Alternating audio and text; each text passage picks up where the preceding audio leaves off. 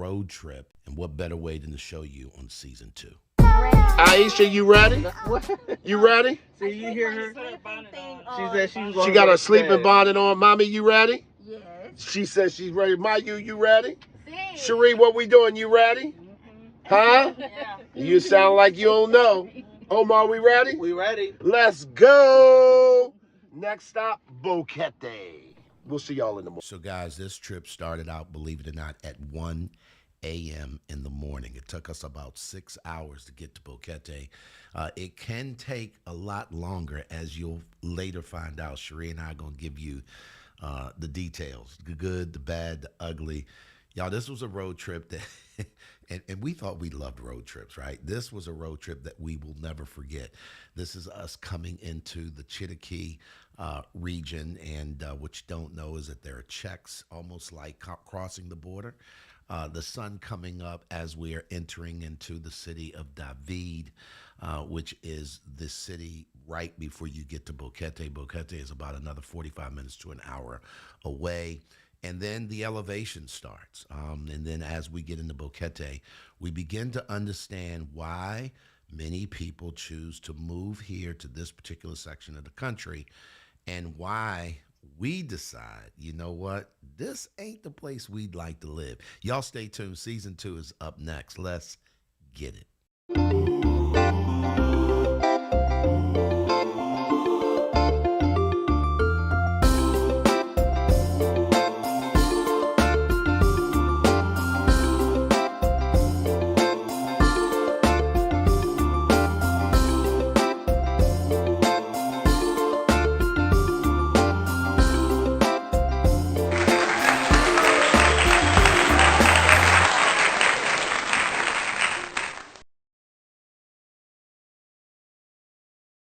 Welcome, welcome, welcome, welcome. We are back. Welcome to season 2, guys. I'm excited. I'm Glenn P. Brooks Jr., the lovely light skin. Cherie A. Brooks Jr. Great to be back with you guys. Hope you guys had a wonderful holiday season. New Year's, Christmas, Hanukkah, Kwanzaa, all the things. Happy New Year. Feliz Años. Feliz Año. Listen.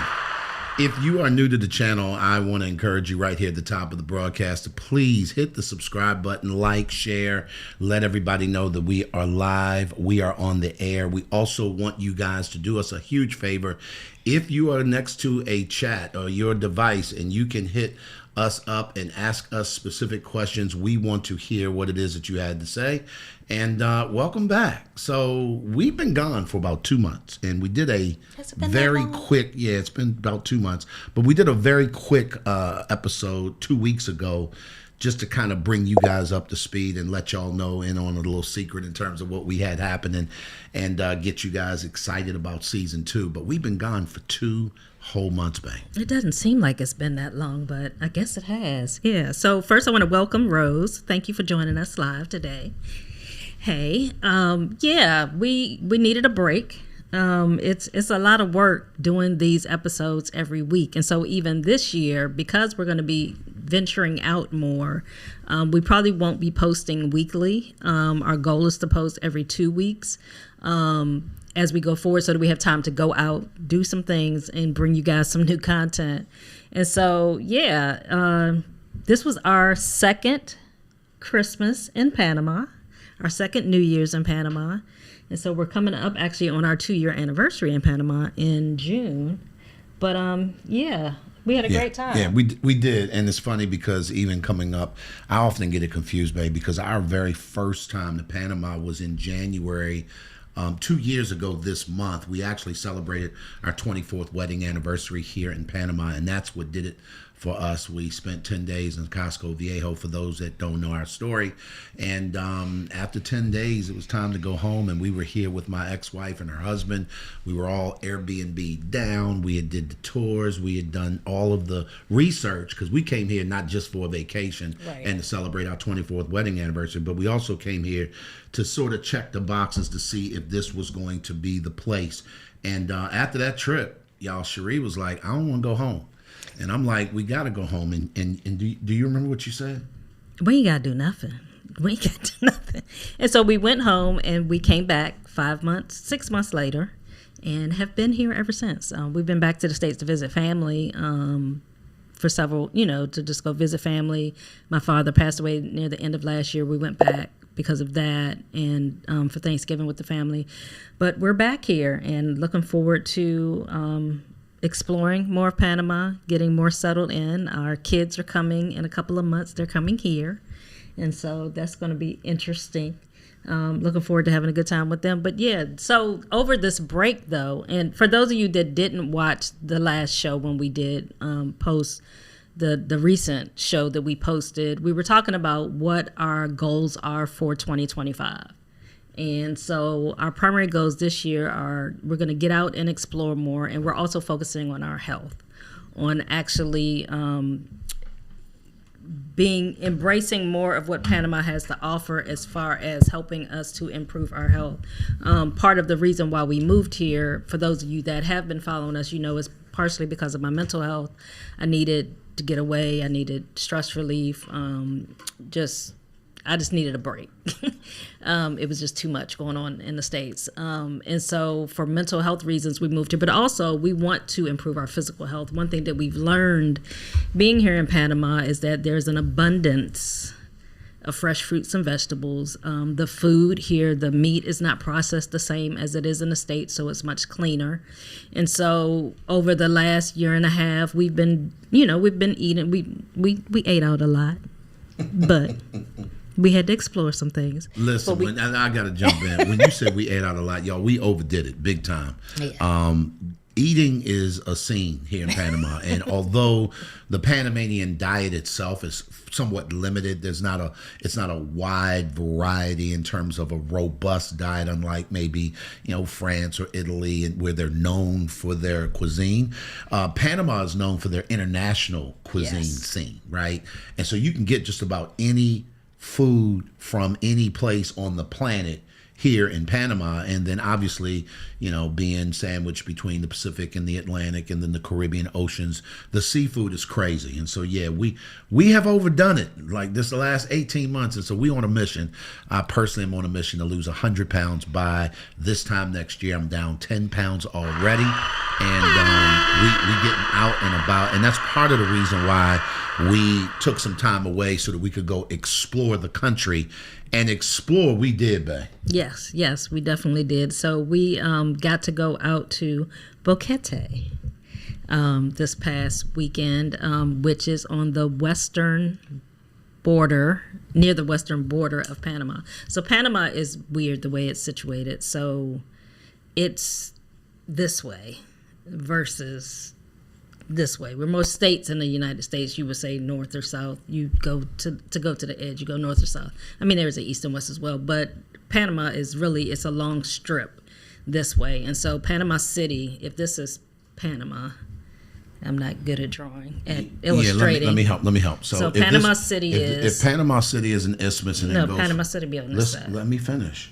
You just hold the island, the isthmus, right? Isthmus. So it's not an island. It's an isthmus. If Panama City is an isthmus, we are on the eastern. Down here is South America, right? Down on this end is South America. Up on this end is Costa Rica, and on up through Central America. Well, Panama City is like right around here. Right, it's right around here, and Boquete is all the way up here next to Costa Rica. That's enough. Yeah, that was my illustration. Wow. So that was not good. That was not good, but I tried. Okay. But anyway, so it was an adventure going to Boquete. So let me just backtrack real quick. So I was talking about our health. So we have decided that this year is going to be about health and wellness, and part of that is going to be getting out and exploring. So now to get to the Boquete trip. So we have been talking about going to go visit Boquete since we've been here because we've heard about Boquete. There are several different microclimates here in Panama. Boquete isn't one of them, where the temperatures are cooler there. It's not as humid. The temperatures don't get as hot as they do here in Panama City. Also, there is a large expat community in Boquete, and so you may hear, if you watch other expat communities, they'll talk about Boquete. It's not our community in particular. but there is a community out there. And so we had been talking about going, and we had kept saying we were not going to drive because it's like an 8-hour drive on average, about an 8-hour drive to get to Boquete. And we were going to fly, but then we kept talking about it. Was like, well, we want to experience the ride there. But the reason why we were reluctant initially to drive, because in my mind, I'm thinking you're driving through, because we've been somewhat in the interior. We've been like 2 or 3 hours into the interior. And it's not a pleasant ride. But they were saying to get to Boquete, it's in the mountains. So I'm thinking mountains like in the States. I am from the D.C. area, like going up into Virginia or into Georgia, into the mountains. You driving up into the mountains, you know, there's like cliffs hanging over the side, and it's a one lane road. And I'm thinking, I don't want to ride on that for like 8 hours. Yeah, and I don't know where I'm going. Yeah. And they were talking about us driving at night. So if I could jump in real quick, babe, and I just kind of want to slow down for the people who may not have been along for the beginning of this journey. When we talk about mountainous terrain, Cherie and I have been to parts of the interior where, quite frankly, you know, we've been to some waterfalls. We've been to some areas where the elevation, El Valle, some different places where the elevation is pretty high. And one of the things, particularly when you're traveling along the coast, you can see the edge of, you know, the coast and the Pacific. And if you're on the Atlantic side, the same thing. What we thought was that this was going to be 8 hours of that. Right. And that just was not the case. And until we got to David, we went up to Boquete. That's when it started getting tricky. And we're going to talk about it from day 1, day 2, day 3, so that we don't hop around and we can bring right. people. So speaking of day 1, I do have to recognize our day 1 member, Calvin Jennings. Thank you for joining, Calvin. Calvin and his lovely wife were just here in Panama. We're leaving today, and Glenn actually got to meet them in person. I was homesick, so I didn't get to meet you guys. So great. Glad you guys were able to jump on for today's episode. And I look forward to seeing you guys when you guys come back to Panama. So what I'd like to do is I'd like to start from the very beginning. So we took a road trip, and we went from Panama City to Boquete. It took us about 6 hours to drive. We started at 1 a.m. in the morning, y'all. So this was a whole thing. Omar was insistent that we leave, you know, midnight, 1 o'clock in the morning, because there was no traffic. It pretty much was going to be smooth sailing, and it was a time where we could get and cover the most ground. Now, that's not unfamiliar to us because, you know, back in the day when you was traveling, I don't know how many of you guys, if you're a fan of road trip, put me in the chat. If you're a fan of, if you've done road trips, you call yourself road trip professionals, right? If that's you, put me in the chat. You know that most times, particularly in the States, the best times to travel generally are at night. You know, and the best, most you got to contend with is construction, right? But you don't have a ton of cars and traffic. So that's what he was trying to get across. In our mind, if we were going up the side of a mountain, I don't want to go at night. Because if I go at night, I can't see what's happening. And I personally need to see kind of what's happening. So it was crazy, but it was none of that. Next week, I'm going to put together a whole montage of the physical trip that we took.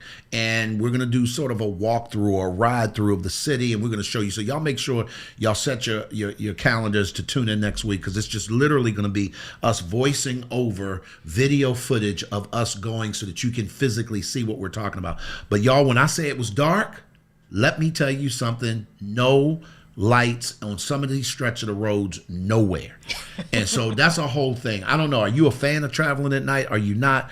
Put it in the comments, because day 1, we started out at 1 o'clock in the morning. We didn't get to David till about 7. And then we stopped for, actually we went on up to Boquete, which is about another 45 minutes up the road. Right. So, like I said before, initially we did not want to ride at night, like Glenn said. So in my anxiety, I slept most of the way up. I was like, I don't want to see, I don't want to know. But I'm glad we did drive. Number one, it didn't take as long as I thought it was. Now, it was nighttime, so I wasn't able to really see a lot on the way up until we got closer there when the sun started coming up. But when it did, you know, it was beautiful scenery. Just listening to them talk about the ride, because Glenn stayed up the whole way. There wasn't, you know, that drop off cliffs and things like that. But Boquete is beautiful. I mean, it is it's a breathtaking area. It's very picturesque. It's very lush.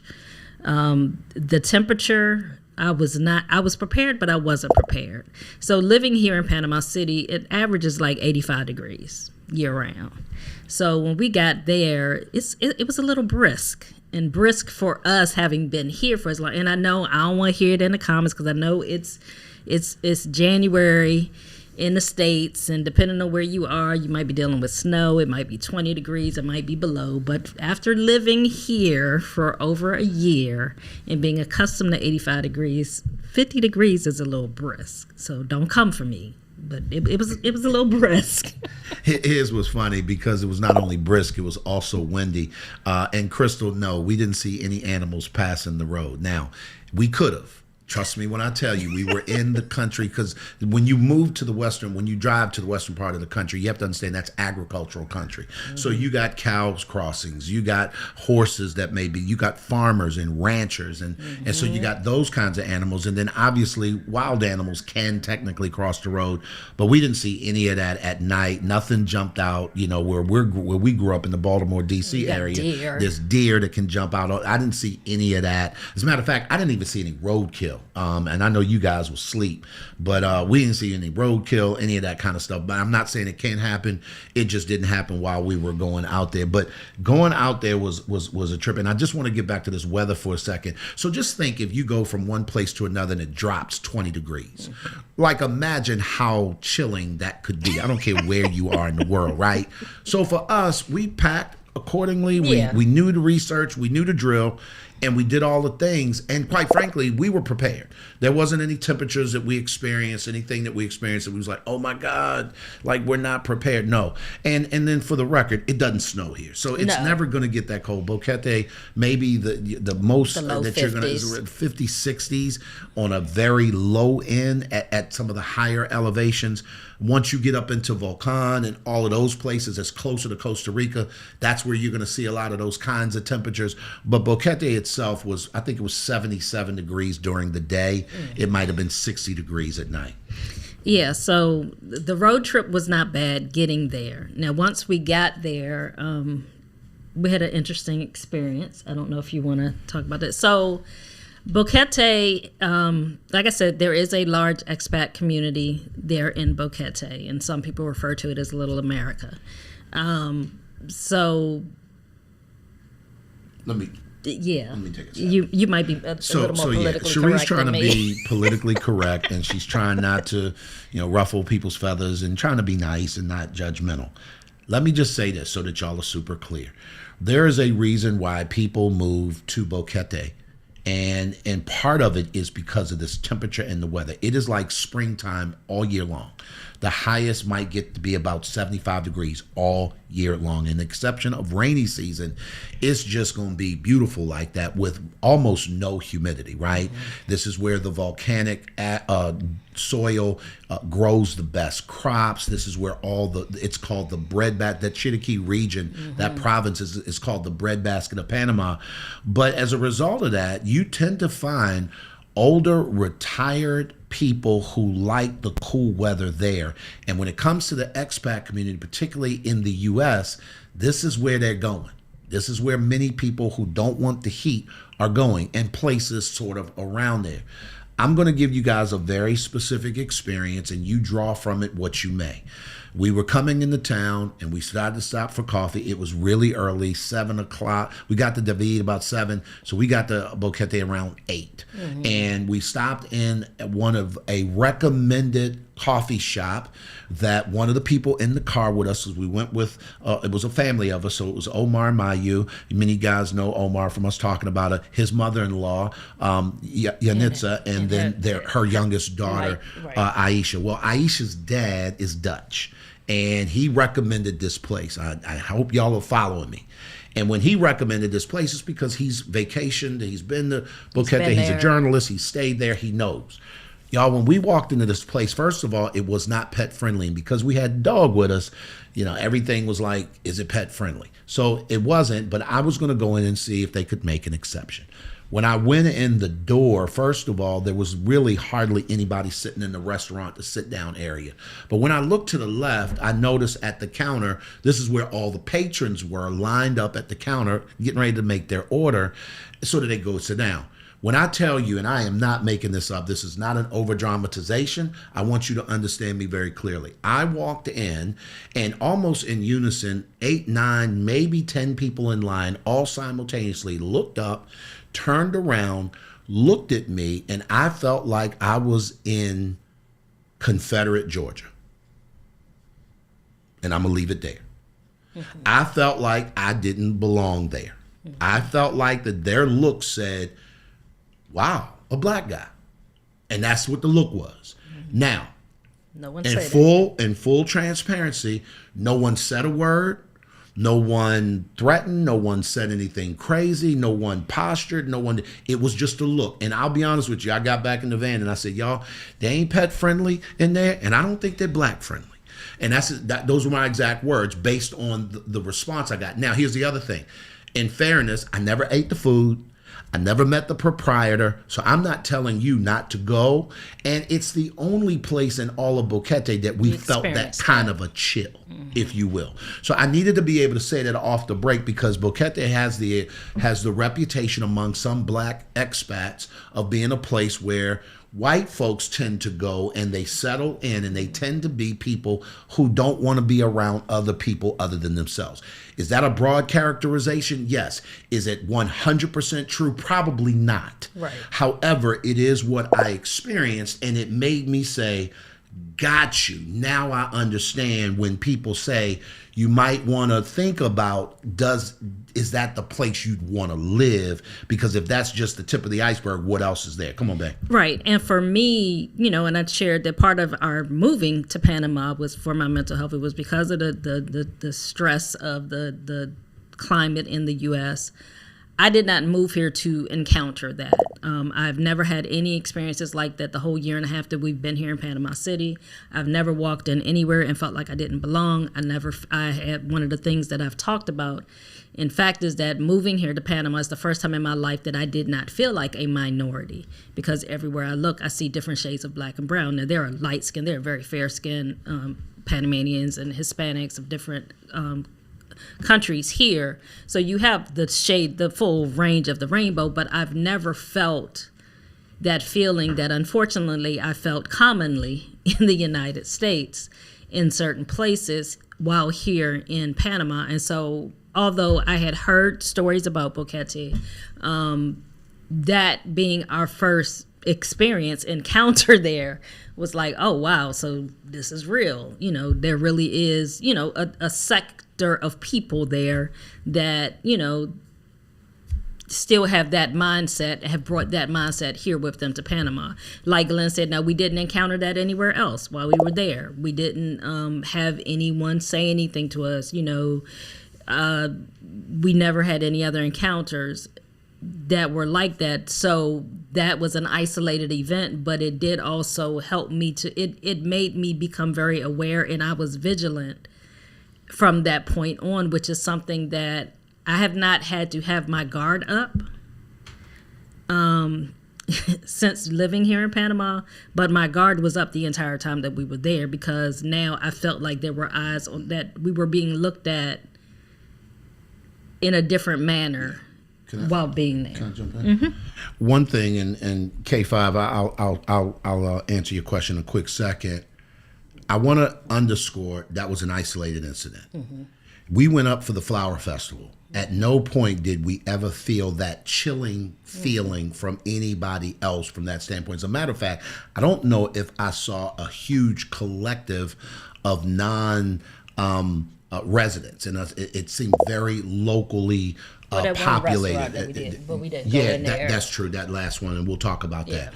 But that was the only time we felt that kind of unwelcome feeling, what are you doing here kind of thing. Now, let me say this. There is a friend of ours who owns a restaurant here in Panama City that lived in Boquete for 3 years, I believe, had a business there. And he said, that's not, and he's not black. And he said, oh, that's real. So that you're clear. He said, it's the reason I moved.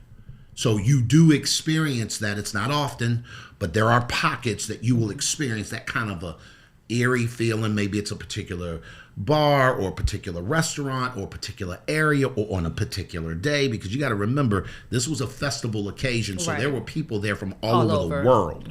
It was just not a local thing. So I just wanted to say that to just confirm to anybody who's ever heard those things what we experienced, and I want you to go and experience it for yourself so that you understand it. And to K5's question, the other part was that no. So I was the only one that got out the van. Everybody stayed in the van, because you got to remember, there was a big sign that said it's not pet friendly.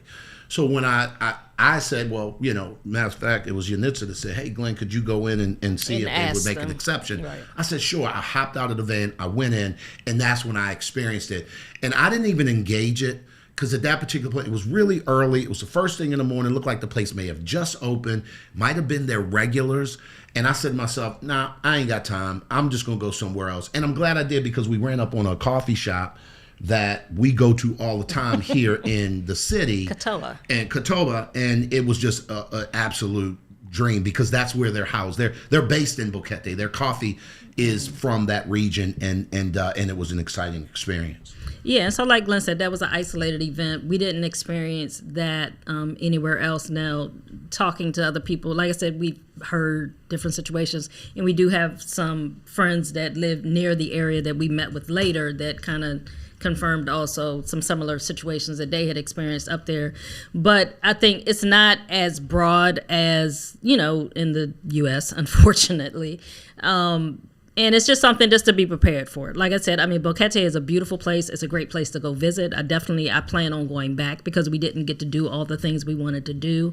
But it's just being mindful, being aware of that you may encounter that when you go there, just knowing that so that you're prepared, so that it doesn't take you aback.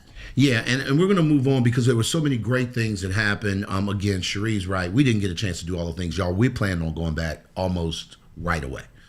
There's so many things that we didn't get a chance to do that I want to go back and experience, and we'll talk about that in a second.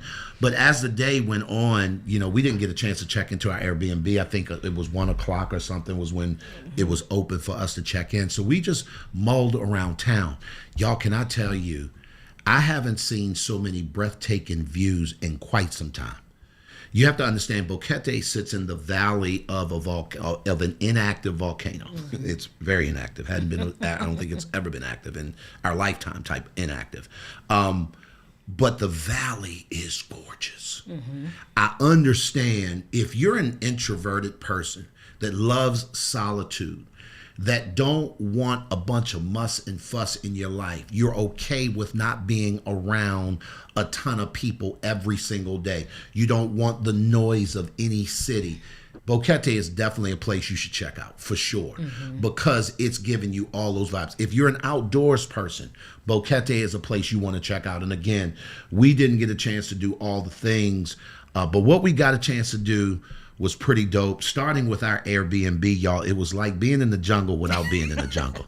Right, so we stayed in an Airbnb. The name of the Airbnb was Villa San Miguel. It's actually right outside of downtown. It's probably like a 5-minute drive right before you get to downtown Boquete, which was very convenient versus being further up in some of the, further up in the mountains in the area.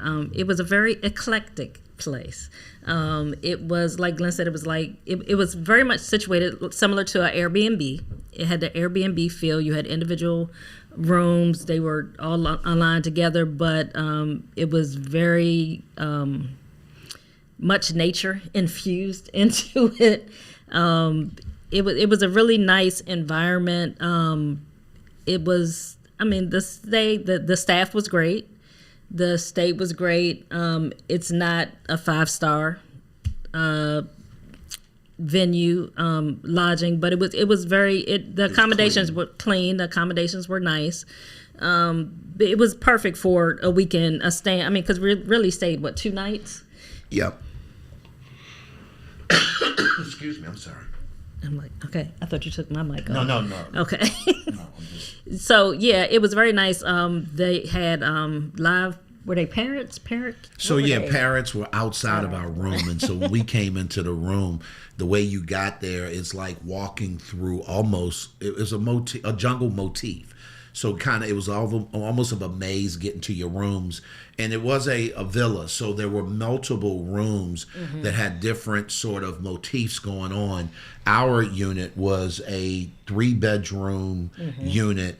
But the only downfall, and we didn't particularly care for this, it was tough, was that it only had one bathroom. Yeah. And I don't think we really paid attention close to that while booking it, because we probably wouldn't have chosen it. Right. But it only had one bathroom, and, it's an older venue. Now, y'all would say it has character. Most people would walk through there and they say, oh my God, this has character, and all those kinds of things. And it absolutely did. If you're looking for, 5-star, the latest in amenities, the huge it ain't that. It is very much sort of a local feel, but upscale from it being just random. It was very well kept. You can tell that these people put a lot of love into try and keeping this place. You just had to wrap your mind around the idea that how we gonna share one. Like, it's been years since I looked at the idea of sharing one bathroom with 6 people.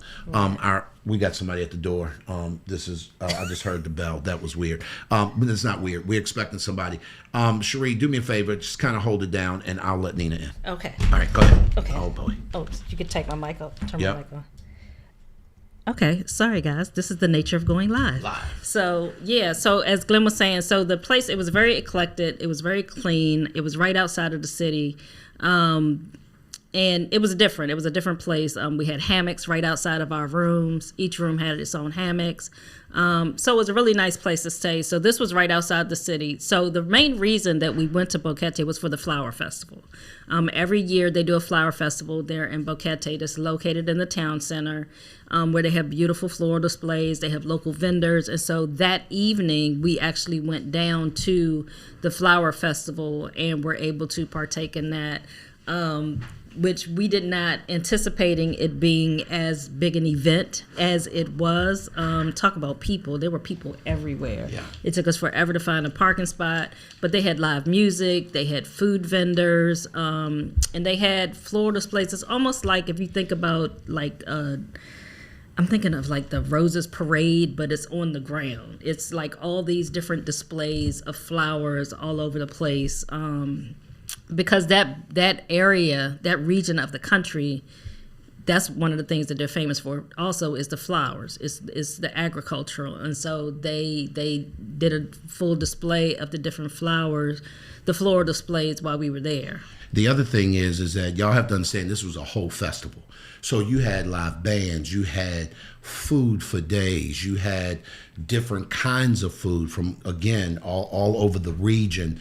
People came to, the mariachi band was off the chain. Like, I just plopped down and said, y'all go ahead and walk, I'm good, because they was killing it. I mean, killing it. So it was just a great experience. Kind of, they had there's a section, we didn't stay long enough for this, but it turns into a nightclub. It's a whole section in the festival that each one of the stalls are a different kind of a form of a nightclub kind of an environment. And so they do this every year, and they really did it up. It was pretty special. Right. So we had a really good time. So as Glenn said, next week we're going to give you guys kind of a view of everything that we experienced while we were there. There is one highlight that I do want to talk about. There was one particular restaurant that we went to that I highly recommend. It was an Italian restaurant called Tre Scalini. Well, actually, there are two. One was Tre Scalini. It's in downtown Boquete. It's an Italian restaurant. Food was amazing. Service was amazing. They had it was a upscale, a casual dining. I mean, you didn't have to dress up, but you felt very much upscale. But the prices were very, very reasonable. The food was absolutely amazing. Yeah, babe, if I could jump in. When she says reasonable, by comparison, I'll be really honest with you. I know fast food restaurants in the U.S. that cost more than a meal there. And when I say that, meaning it was just, not only was it reasonable, y'all, but the food was so authentic and so natural, and so you could it tasted like these jokers made every single thing from scratch. Right. Like, so the flavor palette was unbelievable. I will say this, and we've eaten at a bunch of Italian restaurants here in the city. It is the best Italian restaurant that I've ever been in since we've been in Panama. And we've been to several. And I promise you, the other ones we've gone to were good. Costco Viejo here in the city.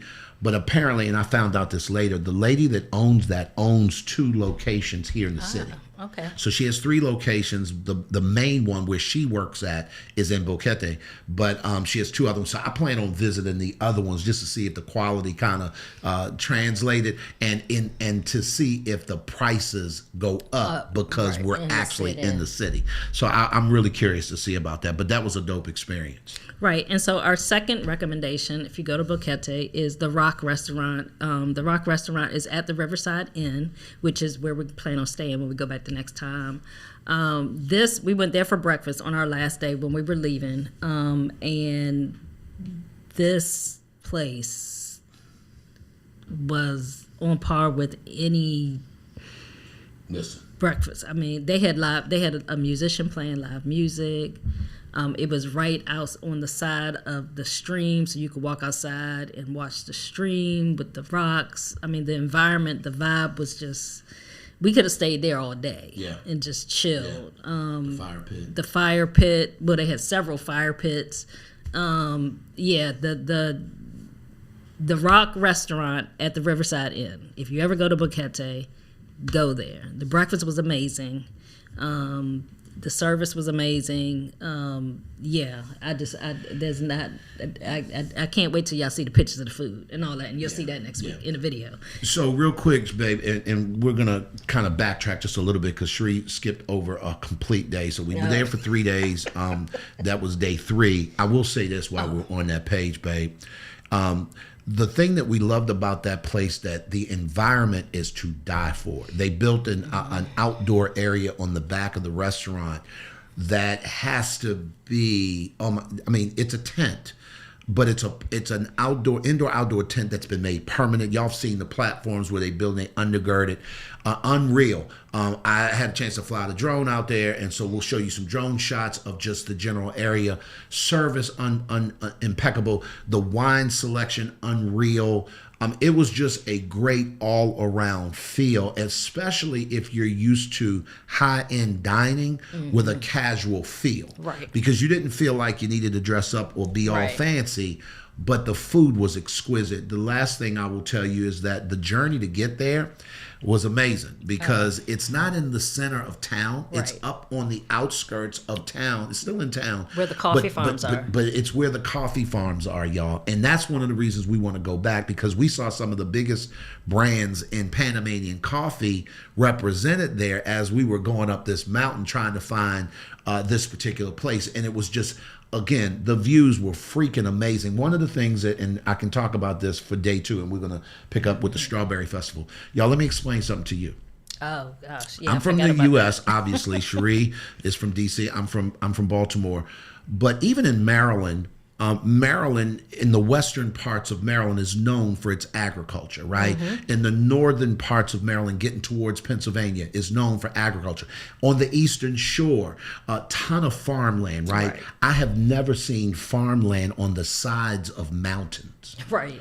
And I'm talking about meticulous rows that are etched. And what I realized was, because my thought was, how do you get machinery up there? You don't. It by machinery. It's all done by hand. And we got a chance to watch some of this take place. And you want to see the old school way of people by hand. I mean, with hoe, not a backhoe, but a hoe that you put in your hand. And they were actually tilling the land. Y'all, it was unreal. And when I tell you it's something to just sort of take time out to go and put your eyes on it, it takes you back to a place that most of us, even if we grew up through that, we don't see that stuff today. And we certainly don't see it done the old way, because the ways that we see it now, it's all machinery. It's all, high tech and all of the things. There's nothing, quote, beautiful about it. But I promise you that was such, but I want to digress for a second, because day 2 was about the strawberries and cream. Dear Jesus, help me God.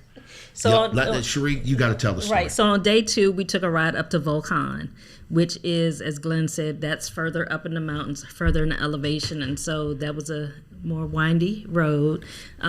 Still wasn't that drop off, but it was very scenic because we were doing it during the day. So we took the ride up there. I guess it was about an hour till we got to Volcan, and there was a festival, the Strawberry Festival. I think it was a Strawberry Festival, some type of festival. The Strawberry Festival was going on there, where they had a lot of shops, little people selling their wares along the road. And so we got out and we were just walking around looking at the difference, a lot of plants. They sell a lot of plants, fresh fruit, vegetables, things like that. And so I had stopped to buy me some plants. I bought. No, she bought some succulents, y'all. Because don't. I was going to say succulents. Listen. So I do not have a green thumb, but I'm trying. So I bought me some succulents, and I'm creating me a little plant thing of some succulents so that I can grow some plants, try to get some greenery going on in here. So I had bought those, and then we went walking further down the street, and we happened to come across this place she was selling fresh, like, marmalades, was what caught my attention. So she was selling, there was a pineapple and dates, a strawberry. And strawberry. Strawberry jam. And so that's what stopped us there. But then while we were there, I looked up and she was serving some people a bowl with strawberry and cream. Now this is cream that's homemade cream. And it's from the strawberries that she picks from her own strawberry plants. Jesus. So of course we had to partake of the strawberries and cream. And so we partook of the strawberries and cream, and this is the best strawberries and cream I've ever. The strawberries were so fresh. And the weird thing about fruit here, unlike in the States, like you'll eat a strawberry in the States and it's really, really sweet. And I realized that the sweetness of a lot of the fruits in the States is artificial, because fruits are not that sweet. They're sweet, but it's not that sweet. There's almost an artificial sweetness added to, because they do add things to, unfortunately, most of the fruits in the States. And so these strawberries were so fresh. They were the freshest strawberries I think I've ever had, but the cream.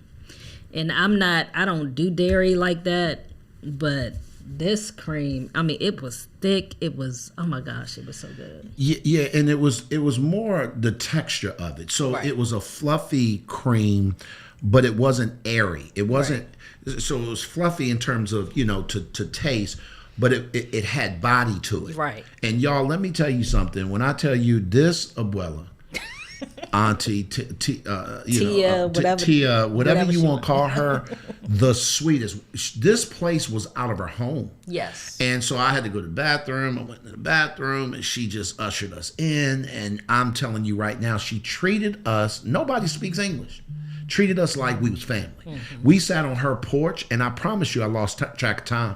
It was a situation. By the time it was over, we bought almost one of everything she had and gave most of it away. But the point I'm making is like she just made you want to stay there. I also found out, babe, that she makes wine out of a lot of the fruits that she has as Omar well. Got a pineapple wine. A pineapple wine. Good God Almighty. Now, I ain't tasted it. I'm not a big wine guy, but I'm going to taste that at some point.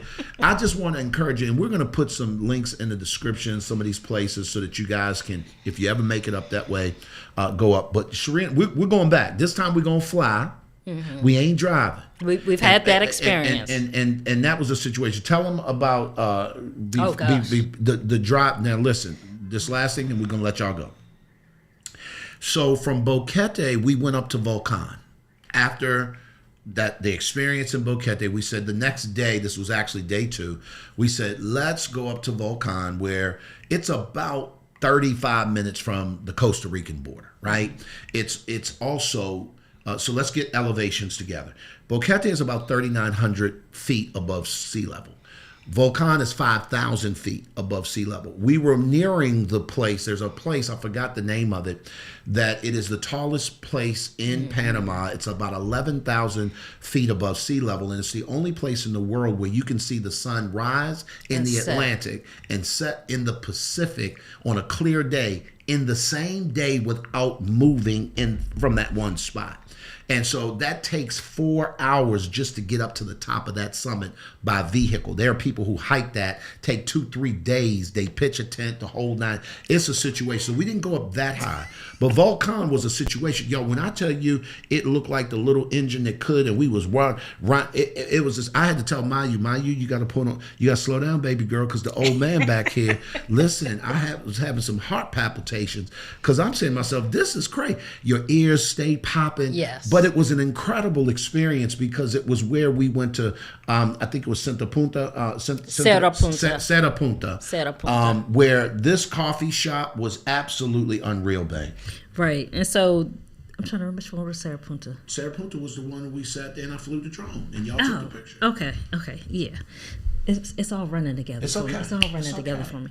But yeah, so the experience was, I mean, it's I highly recommend that you go.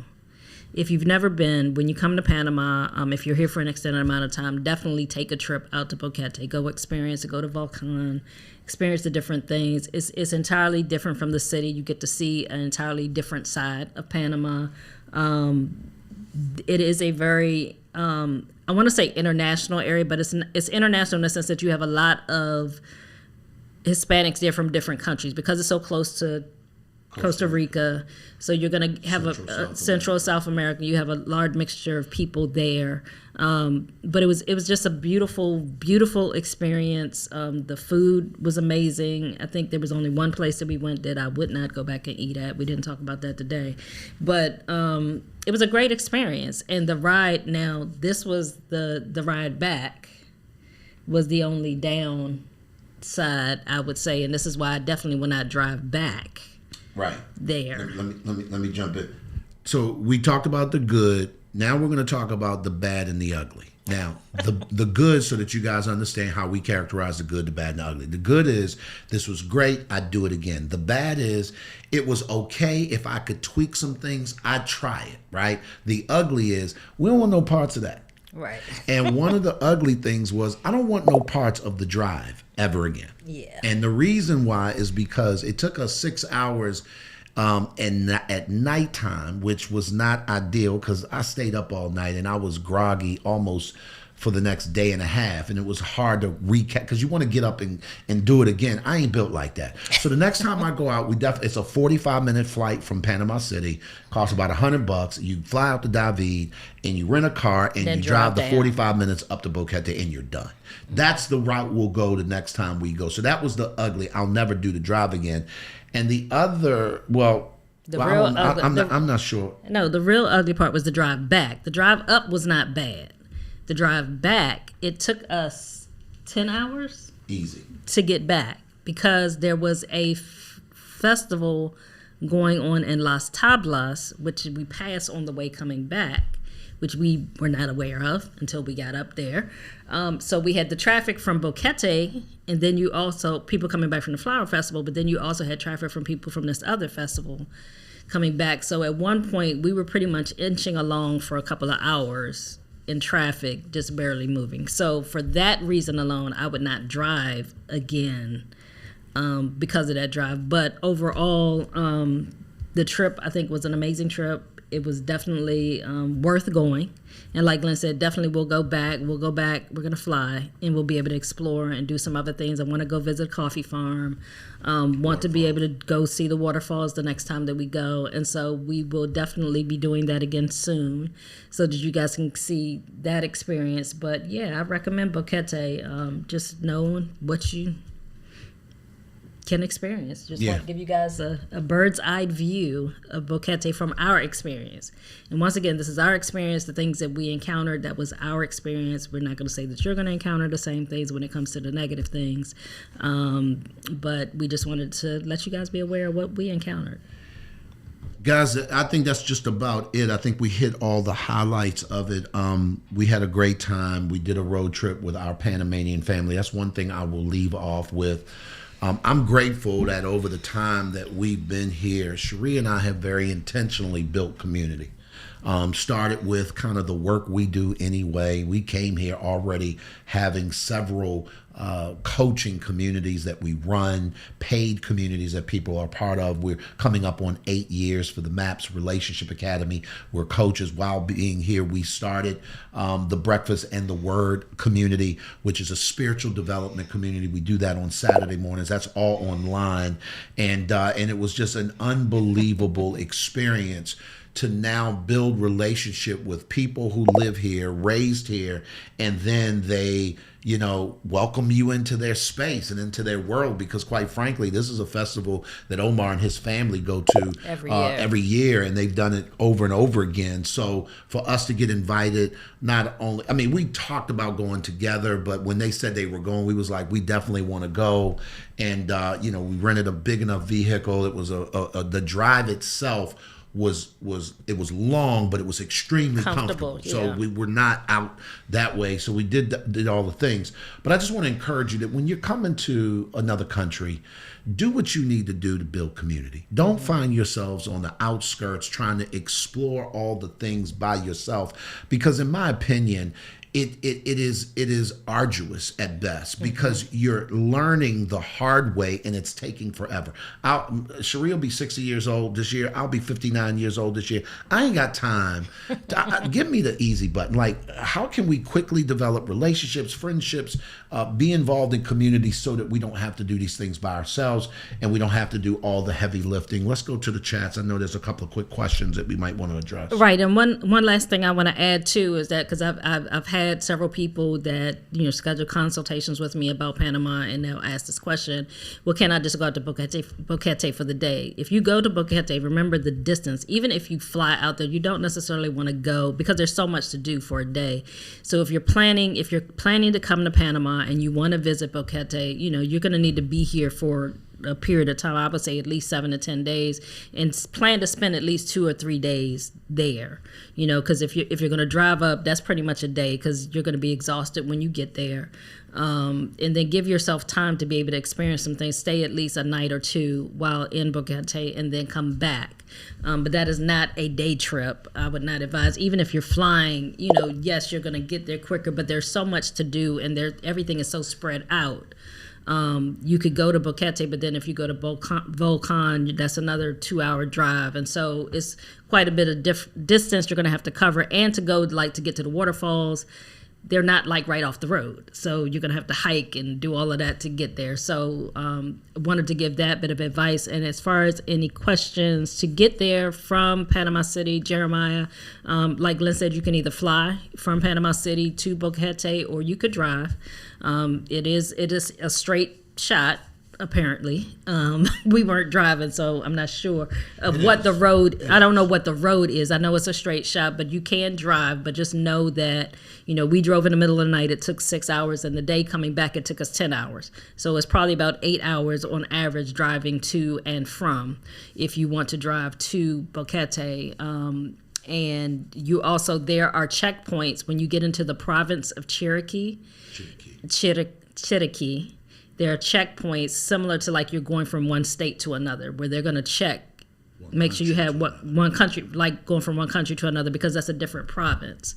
And so they're going to check you got to make sure you have your proper documentation. So you got to have your passports with you and all of that when you travel to that region of the country, so that you don't have any issues. You need that to be able to get in. I'm trying to see if there are any other questions. Let me jump in and I'll answer that question, babe. But to Cherie's point, I wanted to piggyback off of that a little bit. So Cherokee is the only province that we've ever been to. We've been to other provinces in Panama, but we've never been to a province where they actually check for your ID. Always a good idea. Now, we're permanent residents, so we have an e-cedula and all the things. Always carry your visa. Always, your passports.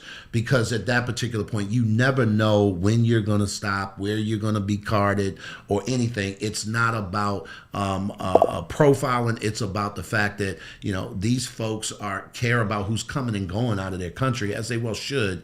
And you just want to make sure you're good. There are no scorpions. Let me say this, and I get that there must be something out there where, and I've had this question posed, Joseph, on many other occasions.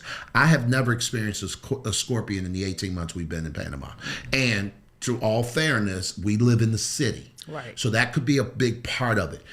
Every time, and we've gone out to the interior on multiple occasions, we've just not gone as far as Boquete until just this past weekend. I've never seen a scorpion. Now, do they exist? Yes, I'm sure they do. I've never seen one. I've never heard of anybody who has seen one. So I'm not going to tell you that you don't have to worry about that, but I can tell you they are certainly not plentiful enough to where in 18 months, and we go out a lot. I mean, I've been to Metropolitan Park. I've seen all kind of other animals, sloths, and you name it. I've seen them, monkeys. We were in Cologne, and we went up on a boat to a island, and the monkey was standing right there on the shore. Like, so no, they're wild monkeys. So no, there are, different things. I've never seen that. So I just want to make sure that you're clear on that. Other than that, I think we're good. We've been here about an hour, but we're going to come back next week. Our anniversary is coming up, and I'm pushing real hard for us to fly out to Boquete and spend a couple of days, about a week, and do nothing but experience things that we didn't experience this last time. If we do that trip, we'll come back and we'll share that experience, and we may even go live. I've never experienced a snake, by the way, Cass, just so that you know. I'm sure they're out there. And I'm sure, listen, just because I ain't experienced it don't mean they ain't out there. We live in a jungle. We ain't traipsing around in the jungle. We're not out traipsing around in the jungle like that. Yeah, I mean, when we go on paths, when we go to parks and stuff, we're on paths. We're not just venturing off into the woods. I know that further in the interior, you run into probably much more of that. But like I said, we live in the city, so we don't. I think we've seen one gecko the whole time that we've been here in our unit, in our residence.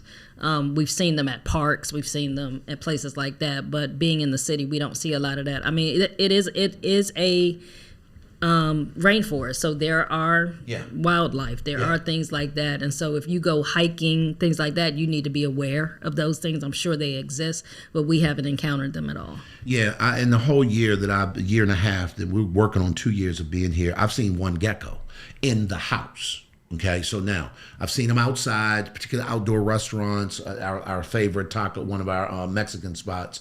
When Candace was here, we saw a gecko sitting on the thing. Right. And it was about this big. Cherie was out of town. It was on the wall, and I just grabbed them and I discarded them and kept it moving. But we don't now. We live on the 13th floor too. So again, we live in the city. So I just need you guys to understand, just be aware of kind of where you are, what could be around, and particularly if you have any adverse reactions to stuff, obviously you need to be sort of aware, but I would not say that it's something unless you happen to be going to look for them. And you are in the jungles and it's at night and you are deep off the I just don't think you're going to run into kind of stuff like that. Rachel said, "Oh my gosh, I caught up guys live. Don't judge me, but you and your husband, my husband and I, y'all are celebrities. We're visiting February 10th through the 16th. You already packed. Listen, Rachel, you should be already packed. This is a wonderful place. And I'll be honest with you, the celebrity status, I don't know too much about, but we love what we do. We love sharing our experiences, and we love bringing people along for the ride because we would that someone did that for us. Right. Like as we were coming here and we were researching the possibility of living here, there was a person or two that we kind of gravitated towards like that. And I think that once you find your people, it makes a lot of sense. Right. And I want to thank you guys for joining. Hope you guys have subscribed. Also would like to invite you guys, if you'd like to support us in any way, to join our channel as a day one member. And as a day one member, you get access to a private chat group with us. You also will get recognized as a day one member. You get several other benefits that come along with that. But you get some behind the scene video clip, things of us that won't be posted here on the YouTube channel. So you get more behind the scenes videos and content from us. And so I want to thank those of you that have been supporting us. We appreciate you guys. Thank you guys for subscribing. If you haven't, please subscribe, share this out, and continue to like our videos. Y'all, I'm telling you, it's been a great day. Stay tuned for next week because we're going to actually just come. We're not going to show up face with our faces. We're not going to be live in this manner, but we're going to do a YouTube premiere, and it's basically going to be all of our footage, and I'm curating an experience from day one till now on, all the things. And so it'll give you sort of a visual of all the things that we just talked about if you want to see it from our eyes. And then stay tuned, because we're going to be doing, we're going to be doing more lives. Yes. We certainly are going to be doing events this year. There are things that we're working on. I know that we're excited about our upcoming February event. It's sold out. It's called the Reignite Experience. We've got about 9 or 10 couples coming down, and we're going to do a high-end Reignite experience, an experience solely designed for couples to come together and reignite the flame in their relationship. And we're going to be spending some time in some parts of the country that we fell in love with, that quite frankly sealed the deal for us to move here. And we wanted to share what that experience was like. And it's post our anniversary. We're coming up on 26 years in a row. And Cherie and I, you don't know, we've authored 10 books between the two of us, and we've written several books around marriage and blending families and parenting and all the things. So that's kind of our thing, and we're excited to share those opportunities. At the end of the day, can't get to any place of significance by yourself, because we all need some help. Y'all be I good. Need some help today. Listen, help me. Listen, help me. Listen. Thanks for joining, guys. Thanks for joining us, guys, and I'll see you guys back next week. Y'all be good, and we'll talk soon.